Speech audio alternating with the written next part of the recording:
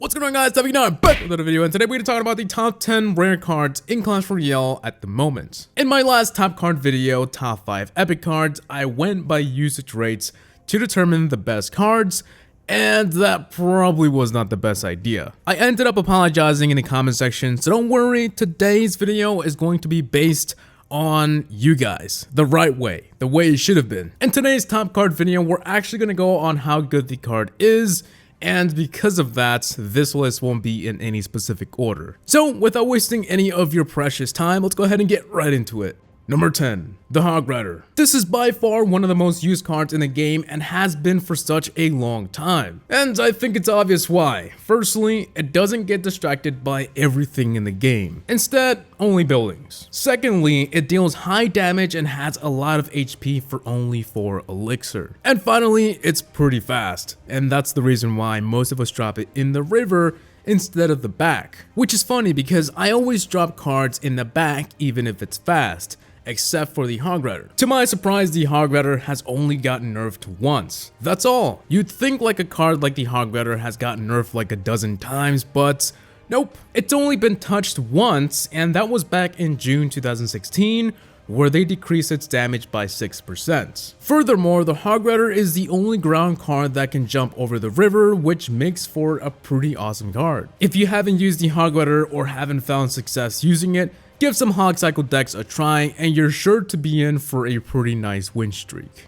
Number 9, the Fireball. Being the second most used spell in the game, the Fireball is pretty much the norm for most decks. And if you upgrade it high enough, it can be a bit powerful, but taking a look at the history, the Fireball has never received a nerf. Unless we count that time where they changed it to do less damage to a crown tower, but that's not really a nerf to the card itself. So with that being said, we can safely say the Fireball is, well, perfect. And plus, who complains about the Fireball? No one. Anyways, the Fireball pretty much fits in any deck. Literally, any deck. Whether it's a HaVoC cycle, Golem Beatdown, or Lavalunian. It doesn't matter. The Fireball will always be a huge help in any situation, and that's because it's a spell. Much like the Zap, it can do wonders. Number 8, the Inferno Tower. You ever wondered what's the best counter to tanks? No, me neither, because it's pretty obvious. There's many ways to counter a tank, but the Inferno Tower is beyond the easiest to use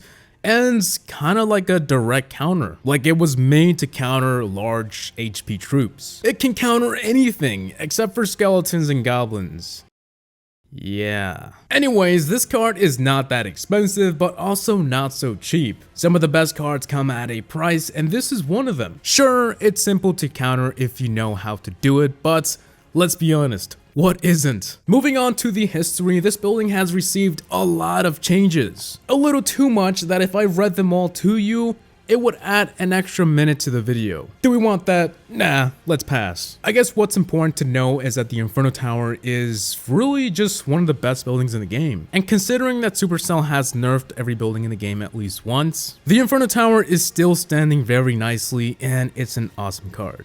Number 7, the Mega Minion. If this was 2016, I would have said this was the best card in the entire game. Why? Well, if any of you remember when the Mega Minion first came out, it was super OP and it was being placed in over half of every deck. That's insane for a new card, but after its 2 massive nerfs, it fell down, but not too far. It's still one of the most used cards in the game, and there's no doubt the Mega Minion is good. When we take a look at good cards in the game, we look for cards that can also fit in any deck, and this has to be one of them. No matter what you're attacking with, for only 3 elixir, it's hard to pass. Number 6, the Giant. Is it the best tank in the game? Well, I don't know. It really depends on what deck you're using. If you love light push decks, use the Giant. If you prefer a heavy beatdown deck, use something like the Golem or Lava Hound. But anyways, back to the Giants. It's one of the first cards you're able to play with when you first started the game, and it has to be the easiest and cheapest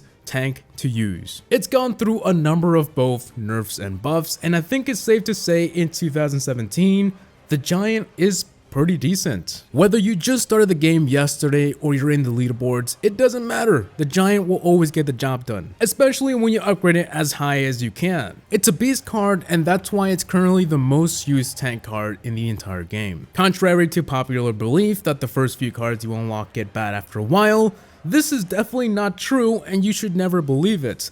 The Giant is just a perfect example of cards never die. Number 5, the Musketeer. Before the Mega Minion, we had the Musketeer. Remember those days? Yeah, them good old Clash days. Seriously though, the Musketeer was the normal everyday card you would pick up and throw in your deck. It has range, decent HP, and the damage is exactly where it's supposed to be for a 4 elixir card. And like we said, all great cards have to possibly just fit in any deck you put them in. And the Musketeer has got to be one of those. Because it can target air and ground, there's no deck that this can't fit in. And since it's only 4 elixir, you can throw it in HaVoC cycle and Mind Control combos and you're set to go. If we take a look at a little bit of the history from this card for just a second, the changes that it's got were all in early 2016. That's all. So we know for a fact Supercell is okay with where the Musketeer is at right now. I have no complaints myself either, and if you're looking for one of the best free cards, look no further.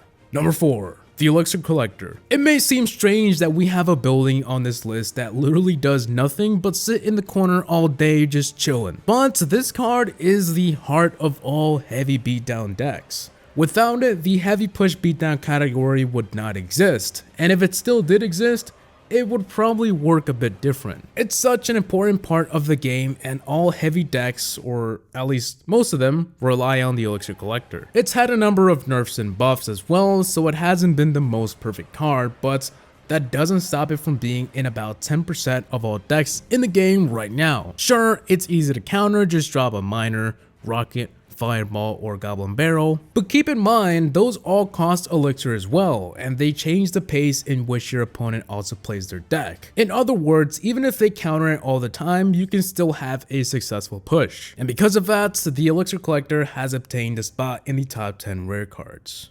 Number 3, the Valkyrie. A lot of people have mixed opinions about the Valkyrie, but you have to admit she's pretty good at taking out a lot of cards by herself. She's also a bit tanky, so it's not like you can just throw a fireball and she's gone. No, it's not gonna work. And if you only have light ground troops to counter her, then you're kinda screwed. She's also never really got a nerf, so this makes her one of the few cards in the game that is better than it was at launch. Although the only bad part is that it can't target air, so if your opponent is using some heavy Lava Hound deck and minions, the only thing the Valkyrie can do is, well, distract stuff while she's still alive. And even though the list is not based on usage rates anymore, I think it's worth mentioning the Valkyrie is still pretty good and is being placed in 20% of all decks, which is a pretty big number.